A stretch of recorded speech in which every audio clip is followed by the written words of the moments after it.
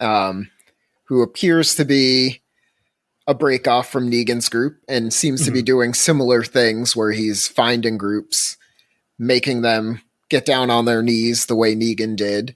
And instead of killing somebody, it seems like they take somebody and then they demand stuff from them and they return every month to get more based off of the story that Maggie told Negan, which is interesting that it seemed like he's less violent in front of the people, but it does seem to be there's an indication that he's taking these people and then torturing them based off of the one guy who is escaping them towards the end, who's covered in wounds and seems desperate to get away. Well, I feel like there's a little bit of a difference in that too, because he has that guy for information. Yeah. That guy was being interrogated because he wanted to know where his people were at, most likely so that he could exploit them the same way he was exploiting Maggie and her people. Right. Herschel, on the other hand, is somebody who was taken there as collateral, I guess, because in the conversation he has with Herschel, he tells him, I think you're going to like it here. Oh, yeah. Interesting. Meaning, I think he's almost ready to indoctrinate Herschel as part of his group. Yeah, I could see that.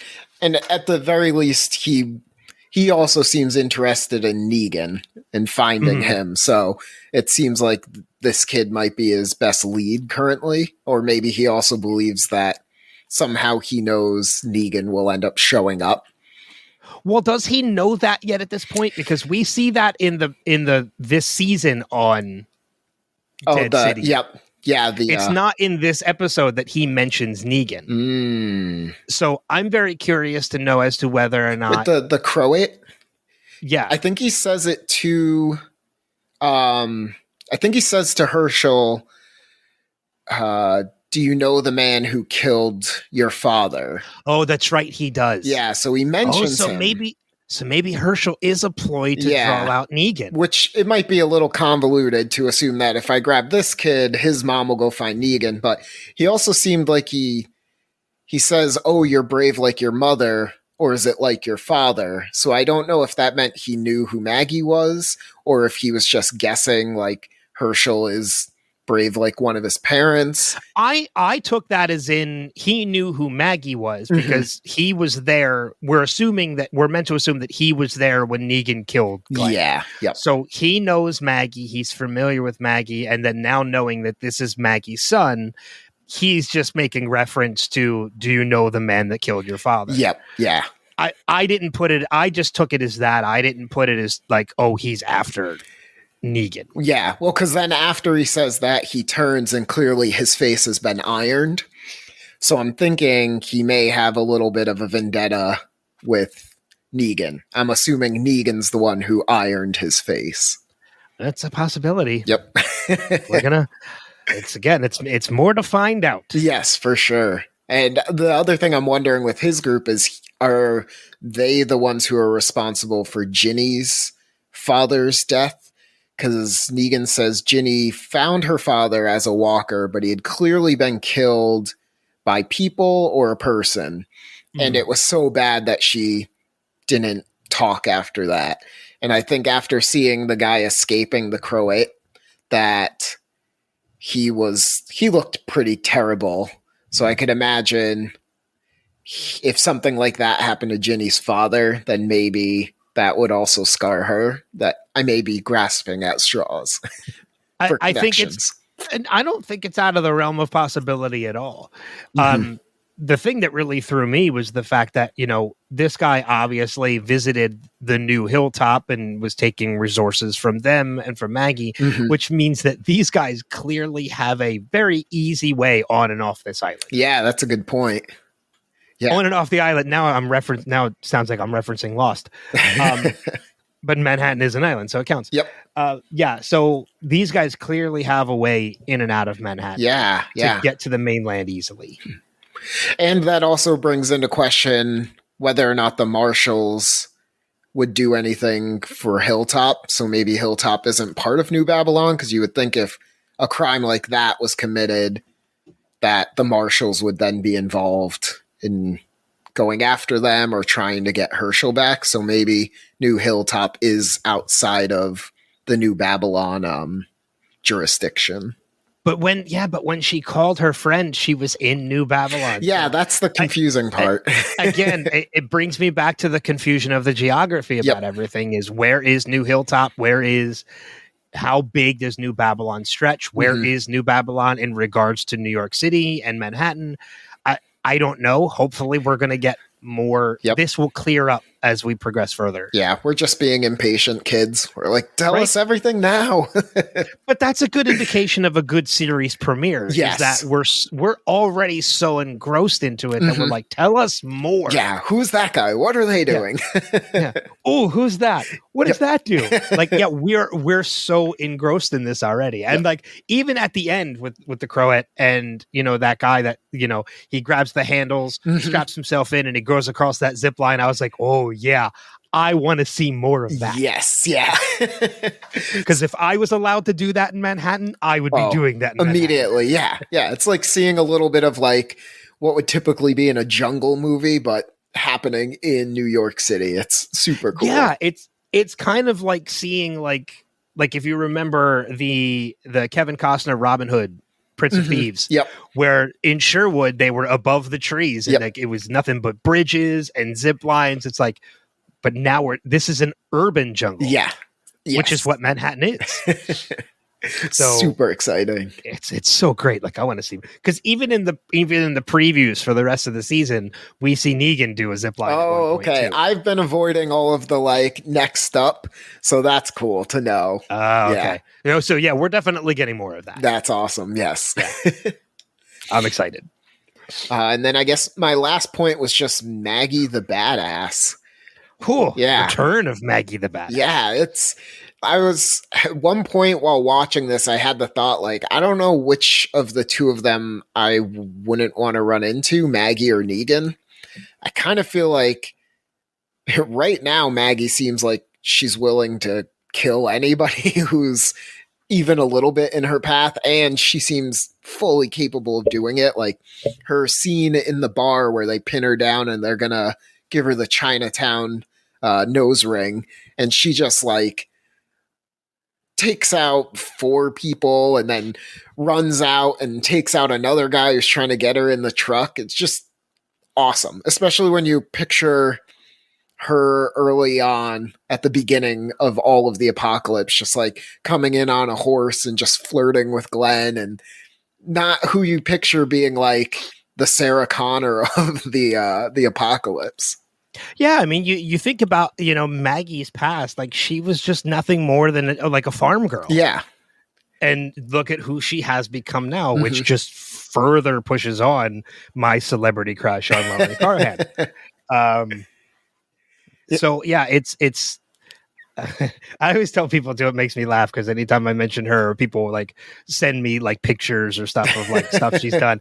I'm like, you do realize she's not British. She's from New Jersey. Oh, wow. Really? She was born outside of Cherry Hill, New Jersey. Okay. Because when I hear her Jersey speaking girl with the British accent, I'm always so thrown off. I'm like, oh, wow. Yeah, that's right. She spent a majority of her life, like younger years into teenage in the UK. Gotcha. So that's where the accent comes from. The accent is legit, but she was born in New Jersey. She is a Jersey girl. All right. Well, she's home. Yeah. Oh, that's true. Yep. Yeah. She's on home turf now. Yep. But you're right. Like it was very interesting seeing not only badass Maggie return, but like this is a distraught badass Maggie. Like that whole opening scene with her and the zombie where she just bashes that thing's head in. Oh yeah. Which seemed to be like hearkening back a little bit to Negan bashing in people's heads with a baseball bat, because she overdoes it for sure. And it's the same thing where it's her swinging this large cylindrical thing down and the blood is splattering up at her, similar to the way it happened when Negan killed Glenn. So I feel like they're mirroring that a little bit, and she just kind of destroys this walker's skull and just overkills it for sure. Yeah. That's a really good point too, because you mentioned the dream a little bit earlier on. It is one of the things I have in my notes, is that like one of the things I appreciated about them showing us that is I feel like it was good when you're building the relationship of the dynamic of these two characters. Yes, we should be reminded as to the past that these guys have. Yeah. We need to be reminded what Negan did. We need to be reminded how traumatic that was for her. And the fact that like we are being shown that she is still living that trauma. It has been easily over a decade now at this point, I think, in the Walking Dead timeline since that has happened. And we are seeing how traumatic that still is to her. Yeah, she's still having nightmares about it. And now she's having nightmares about the event with the guy is literally right behind her. Which I can imagine going through a traumatic event like that. And it's not like she was seeing him the whole time the way we were watching the show. I liken it to like when I was younger, the Child's Play movies terrified me. So anytime I saw a picture of Chucky as I was getting older, I'd get this jolt of like, oh my God. So I can imagine that every time she sees him, there's got to be this jolt of like fear and then anger and then just like rage as well. Every single time she sees his face, and it's like, yeah, imagine waking up from a Chucky nightmare and you look over and there's a Chucky doll sitting in your bed. You're just like, that's got to be so rough for her. It's an amount of self-control that we as viewers can't comprehend that she has. Oh yeah, for sure. Because now she is at a point where she doesn't need, even before this, the Croat took Herschel, she didn't need Negan anymore. She could have very easily gone and got her revenge. Yep, that's true. Against Negan. But she didn't. And good thing, because now she needs him. Yep. So, yeah, and she gets the drop on him pretty quick in the beginning. He goes to swing the crowbar at her, and she blocks it and puts the knife up to his neck. I'm like, all right, yeah, don't mess with Maggie for sure. Well, not only that, but that conversation in the truck where he's like, I have everything I need now. I could very easily kill you. She's like, not if I killed you first. I'm like, oh, yeah. I don't know who I would back in this fight now.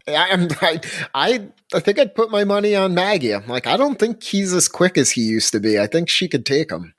I think he's gotten a little bit. Yeah, I agree with you. I don't think he's not the Negan of old. He has definitely been tamed a little bit with everything that has happened. And yeah, I think Maggie could take him in a one-on-one fight. Oh, yeah, I think so.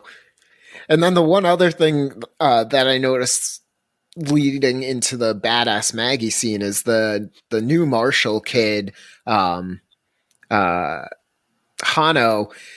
as they're leaving the bar after they've executed the owner of the bar, he says, so it's her, the one who's been looking for him, I assume referring to Negan, and leaving all those broken bones behind.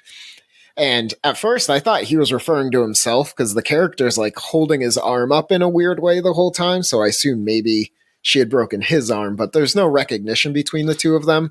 But clearly people know of her. She's like somebody who, if she comes through your area, there will be broken bones. Well, even the bar owner seems to be pretty well indicating as to she's not who she seems to be. She's not this woman just sitting at the bar, like playing helpless, like, because she even says to the bartender, the generator needs refilling. Yep. And she knows right then and there that Maggie is not who she seems to be. And I love the little bit where Maggie stands up to go to the bathroom and she's wobbling as if she's drunker than she actually is, and then switches into assassin mode. Just so good. I'm loving this intense Maggie.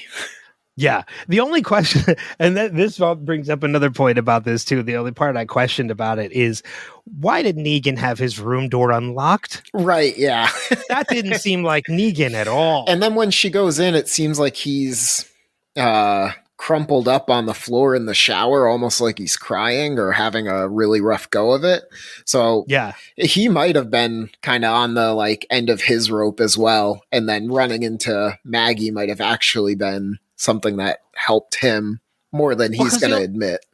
And the only thing I can think of as a reasoning for that too is when she walks in the hotel room, she walks into that bedroom and she sees the two beds and she sees the messy bed and then she sees the neat bed next to it with the, the stuffed animal on it and everything. That's very clearly Ginny's bed. My only thought was, well, maybe Ginny left the room. Yeah, Negan hopped in the shower and she left because she's in the bar already when Maggie's having that scuffle and she trips over her. So Negan pops in at that point. So yeah, it's probably Ginny left the door unlocked. I think Ginny just left the door unlocked, which is what allowed Maggie to find it. Yeah. So I want to make quick mention too that I was very excited to see the bar owner because that's actress Michelle Hurd, who we've watched for 3 seasons on Picard. That's awesome. I recognized her. I couldn't place her. Yeah, so I was very excited to see her pop up. I'm like, oh, I'm glad she got more work. Oh, she's dead. Yep. We're not going to see her anymore. The Judge Hope Dredd. She gets more work again. Yeah, the Judge Dredd Marshals got her. Yes, exactly. So was that it for your? That's it for points? my points. I just have some notes after that. So yeah, I do too. I mentioned I'll go through mine real quick, and then we can go through yours because I don't have too many. We kind of mentioned we dove into the Croat before. The Marshal's form of punishment, I feel, is very extreme. Yes. Even what he said he wanted to do to Negan when he caught him in that hanging him up and splitting him in half. It's like, oh, okay, dude, tone it down a little bit. That bit I kind of thought was a little exposition-y. I felt like they were telling a potential new audience who Negan was, and I thought what I wanted him to say was, and that's also what will happen to anybody who stands in our way of getting him. So it was like telling them this terrible thing and then following it up with a threat, but maybe they already kind of knew that was on the table. Yeah, quite possibly. Other casting for the show, it took me a minute, but Herschel, this older version of Herschel is played by Logan Kim, who anybody who doesn't know who Logan Kim is, that is Podcast from Ghostbusters Afterlife, which only came out like a year and a half, 2 years ago. So he had a growth spurt. Yeah.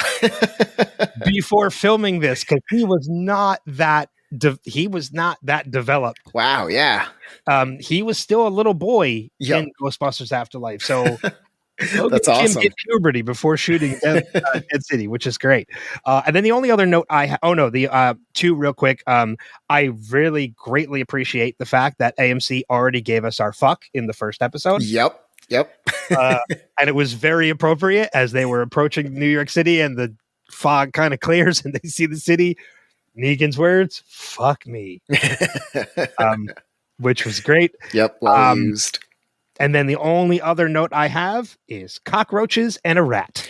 Oh, yes. I was really thinking about it, and I think I would have done the same if I ended up covered in cockroaches. I would have been like, fuck it, the zombies can have me. Like, I'll figure something else out. Yeah, that was gross. And then, I loved Negan's reaction. He was just like, nope. Yep. And then they immediately went away from it. And then I thought it was a really cool, that's one of the great things that is one of the things I actually really do appreciate about The Walking Dead and all the series is the cool effects that they do. And they still tend to surprise us every now and then with new things that they do. So seeing a rat alive inside the mouth of a walker was really cool. And it felt very New York City appropriate. Oh yeah. The rat wouldn't care. He's just like, yeah, this is the best apartment I've had. The only thing missing was a slice of pizza in the rat's mouth. Would have made it perfect New York. Ratatouille rat pizza walker, yes. It's a rat, yeah. It's a rat walker. But that's all I have for my notes. What about you? I just thought it was interesting that Negan is a guy who never shuts up and he's paired up with a girl who never speaks. That's a great dynamic. Yeah. You're right. I like that. Yep. When the marshals are looking through the map book that Maggie drops and he sees Manhattan, before that you see Macon, Georgia, which is where the Telltale games take place. Ooh, and I feel like they did a good job with the depth of field. So that name is visible. And then they pan down to Manhattan right after that. That's a good catch. I didn't pick that one up. A small funny one is Negan trips Yano when he tries to run away in the city, and it just reminded me back to when he was with Aaron, and Aaron tripped him when he tried to run away, and Negan turns around and goes, "What are you, 12?" But Negan does it himself here. Yeah, he's learned. Yeah, it's a useful trick. Yeah, exactly. The walkers in the water were awesome. I love too how he's telling that the I forget his name, but the junior marshal. Yep. How he's telling him like, you'll be fine. It's a short swim. And then in the next scene, we just see all these walkers, like all these floaters. It's going to be a very short swim. That was not going to be the short swim you promised. No. I love that. There's some graffiti in the city that says Don Lincolnsetter, come kill with us. And I'm very curious to find out if we're going to find out more about that. Well, I think Dawn is the time. Lincoln Center is the place. I think it's like at dawn, Lincoln Center, come kill with us. Okay. Interesting. But I'm curious how old that is, though, too. That's true. Yeah. It could be that very could have been old. there for years. Yep. And then the last one I've got here is the walker who sneaks up on Negan and the junior marshal is the quietest walker in the history of the Walking Dead. I was like looking at it and I had earphones in and I took my right one out and put it back in because I was like, am I not hearing it? And I'm like, oh no, it's just silent. Yeah. Till it was right on them. I thought about that too. I was like, if that guy got the jump on Negan, it deserved it. Because it didn't make a sound. No. Yeah. Cool. Yeah. So I think that covers everything on my end. Mm-hmm. Does that cover everything on yours? It does. Awesome. Cool. So with that being said, we're going to take a short break and it's time for some news. Infected news. So just a couple of things real quick that I'm going to make mention of that were covered in the news. It's still relatively new. And at the time we're recording, the episode hasn't aired yet. So you're hearing this after it's aired. So there's probably still going to be some news that comes out after the show has already aired. But a couple of things I just want to make mention of, and I'm not even going to cover the entire story. But this comes from Collider, and this is in regards to whether or not these spinoffs are going to get further seasons. And it was an interview with Scott Gimple where the question was posed, are all the spinoffs going to be 6 episodes or will that vary? And Scott Gimple replied, I'll just say that right now, these first seasons are 6 episodes. Things might change after that. We're still seeing about that. The Walking Dead in its first season was 6 episodes and then things changed, obviously. So I thought that was a good indication that we may get more of these when they're done. Yep. I feel like they could do the New Babylon being more of the focus in the second season. So they have some breadcrumbs out there. Yeah, exactly. I was always I was kind of under the impression that these were going to be one and dones, but I'm kind of after this first episode. I mean, I still need to see these last 6, but if they're as good as this one and they get continuously better, I'm open. I'm totally open with more. And he did make a really good point. It was something I didn't remember, that the first season of The Walking Dead was only 6 episodes. I know. Such a baby little first season for such a Goliath show. It's so long ago. Yes. That you don't remember, what it was. So, but yeah, I thought that was rather interesting, but it gives us a good indication too that, Norman Reedus spinoff is the Daryl spinoff in France is going to be 6 episodes, and most likely the Rick and Michonne spinoff is also going to be 6 episodes. So we shall see. The other article I have comes from Fansided, and I thought this was a good one because it is, when does The Walking Dead Dead City take place? We are a little confused on the geography of it all, but as far as time goes, this kind of clears it up a little bit. The final episode of The Walking Dead, which aired on November 22nd, November 2022 saw a 1-year time jump after the fall of the Commonwealth. Dead City takes place approximately 2 years after that time jump. Okay, so the role has required the role of Maggie's son Herschel to now be played by an older actor, aka Logan Kim, whereas Kean-Michael Spillner previously played the role in seasons 10 and 11. So we're looking at this has now been 2 years since the end of The Walking Dead, since the final season of The Walking Dead. Wow. Impressive that Negan lost his wife and child within only 2 years. Did he? We don't know. We don't know. We don't know. Maybe his child's at a really good boarding school.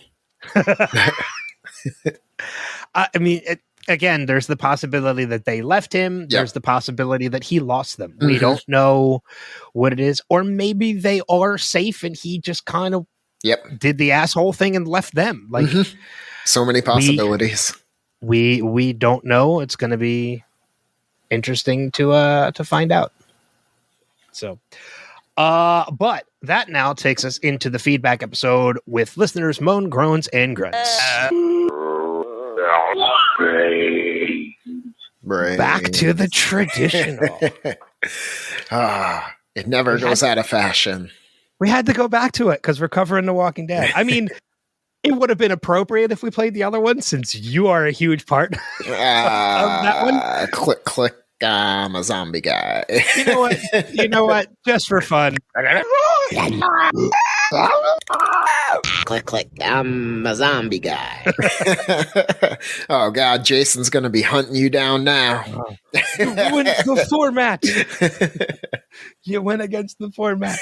But no. So, as we did say on the Podcastica group and in the Zhead group, we weren't exactly sure if we were going to be able to do a separate feedback episode as we did for the Last of Us coverage and such, because we didn't know how much we were going to get. And so for the first episode, for this episode, there is no separate feedback episode. If it does in fact increase and we do get a large amount of feedback going forward, that may change. But as of now, it is just going to be the feedback's going to be incorporated into the coverage episode.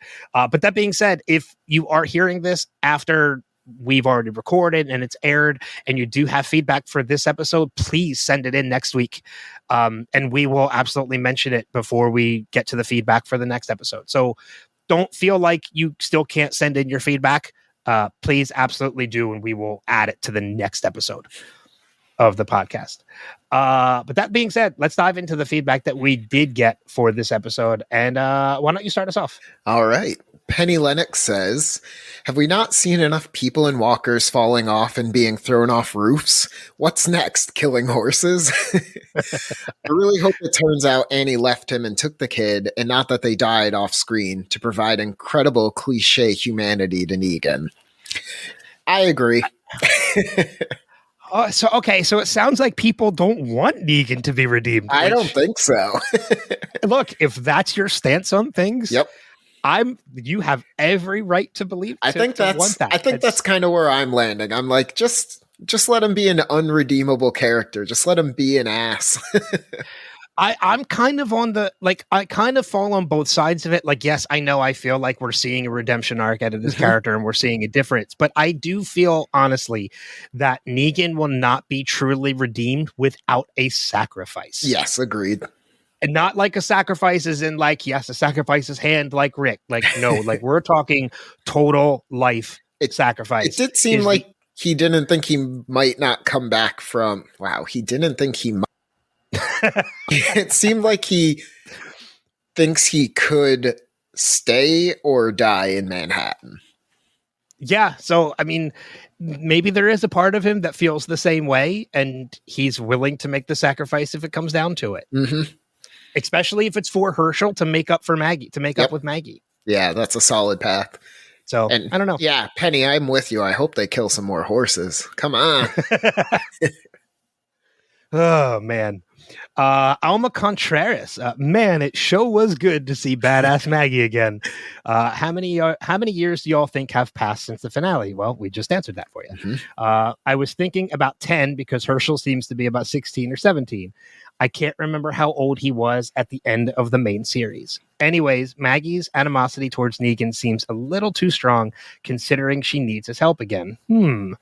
I really could have lived without seeing Glenn being killed again, but I guess that memory lives rent-free in Maggie's head. I thought this first episode was pretty solid. It was a lot darker than I expected, and I was most certainly on the edge the entire episode.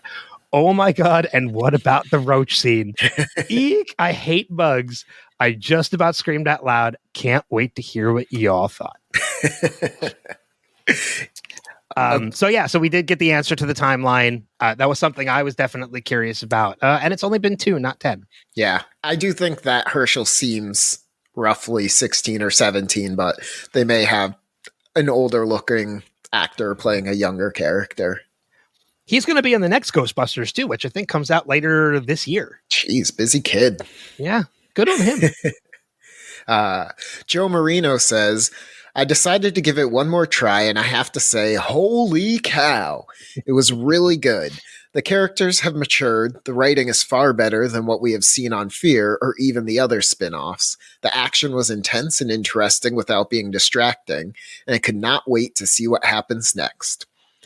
Now I'm going to give Podcastica one more try.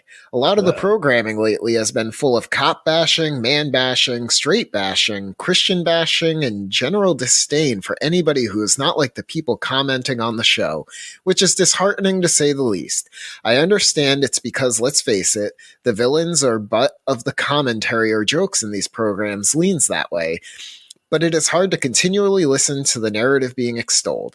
Podcasters have every right to think and say these things. I'm just finding the fear and loathing hard to listen to and difficult to overlook. It is a bummer because I like most of you all and have enjoyed a lot of the insights, but the social commentary is just aping what Hollywood is feeding us. And I am not a monkey see, monkey do type of guy. Here's hoping we can all share the love instead of the disdain.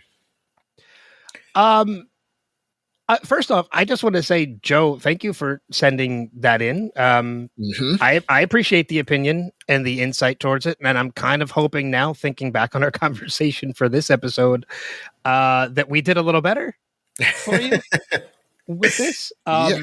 I don't know if it's particularly Walking Dead cast or the cast of us that you're referring to, or if it's other podcasting shows. Quite frankly, I don't really need to know the answer to that question. But you, again, just as we mentioned before, as far as Negan goes, like, you have every right to your opinion and, appreciate what it is, whether it's good or bad. So hopefully, if that's how you feel, things do get a little better for you now that you're giving Podcastica another chance. Yeah. And reach back out. Let us know if we've turned the tide for you at all. And if we didn't fall into that trope that you kind of mentioned, please continue to give us feedback every week on our coverage of this show. And let us know that if we're doing better for you. That's how I'll end it after that. Karen Shee, who actually will be a guest on coverage. Oh, awesome. Hey, Karen. Series premieres are tricky. They need to do a lot of table setting before diving into more nuanced territory. At least that's what I'm hoping from this opener, which I found more tedious than exciting. I came prepared as a Maggie apologist, but felt like the show reverted both her and Negan to their early season 11 selves. They're almost parodies of their own characters at this point.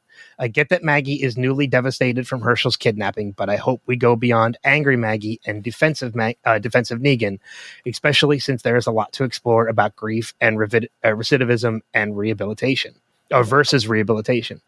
With the Croat being a former savior, it also gives Negan the opportunity to ask if Frankenstein and his monster are one and the same. I mean, the Walking Dead series finale ended these characters' conflicts so perfectly that this premiere seemed like a retread.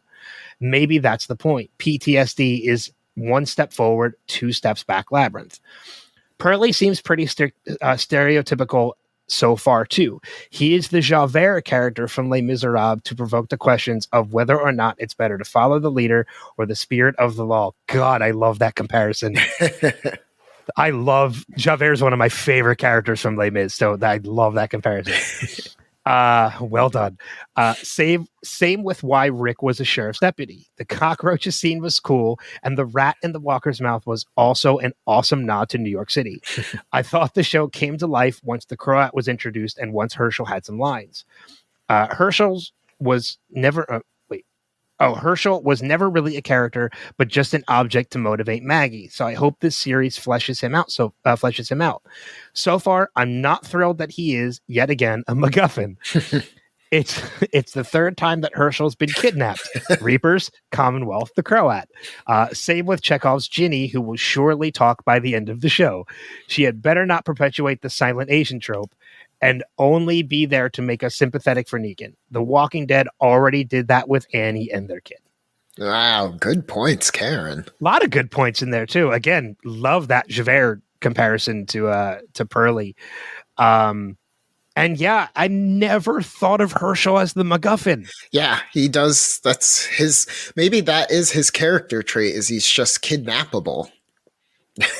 Maybe. I mean, it's just like how there's characters whose like their faces are punchable. Yeah. Herschel is just kidnappable. I kind of wonder with the bit she was talking about with Ginny, as opposed to her just being there to make us sympathetic for Negan. If my theory is right that the Croat killed Ginny's father, then technically Negan might have some small hand in what led to Ginny's father's death. So maybe that'll happen and there will be a slightly different turnout at the end there. So maybe he took on the protection of Ginny because of guilt. Yeah. Or he'll find out later on that, the Croat did that and he did it in a way that I taught him how to do it. And if it wasn't for me, the Croat would have never been who he was. Yep. And wouldn't have killed Ginny's father I agree though. I hope it doesn't just perpetuate a trope. Yeah, exactly.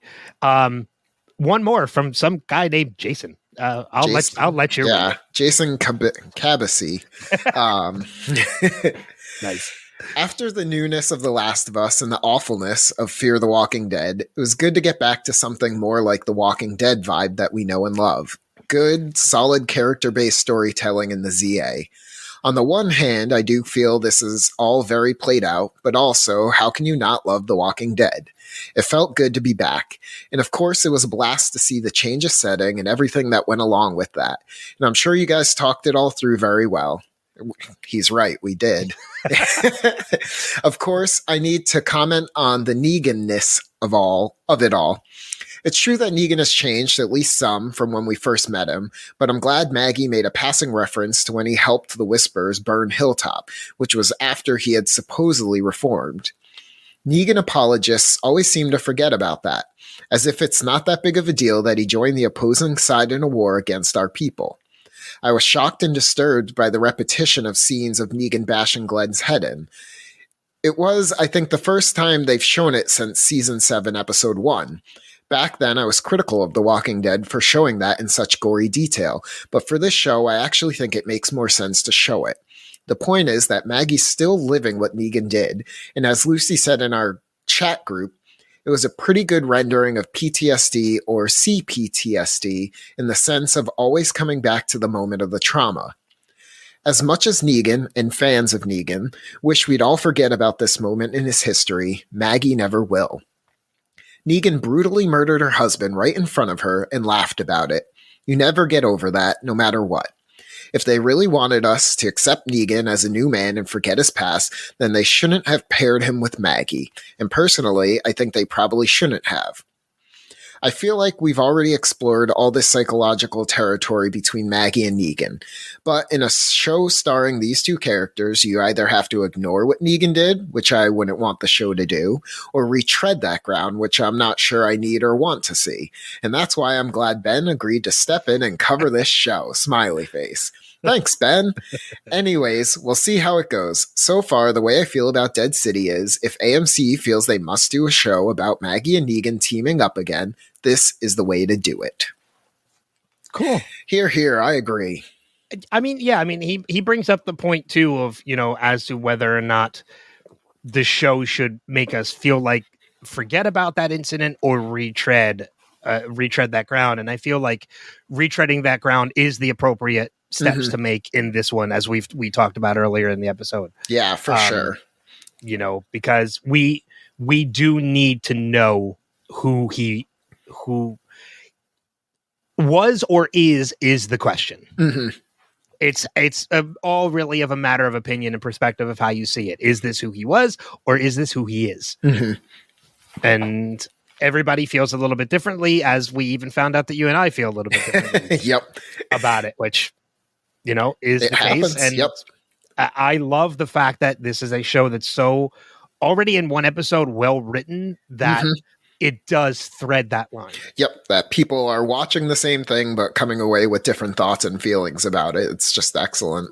Yeah, exactly. And I agree that maybe we don't need another show where we're retreading this. I think in my mind, I'm almost imagining that this should have happened when Lauren Cohan stepped away from The Walking Dead. Like, this interaction with her and Negan should have been in that time period. So I'm treating it a little bit like a comic book, side story that I can insert somewhere in there if I really want to. All right. Fair enough. We do have a couple voicemails as well, though. The first from our friend Greg. Okay. Hello, the cast of us. Or are we back to the Walking Dead cast? Whatever. It doesn't matter.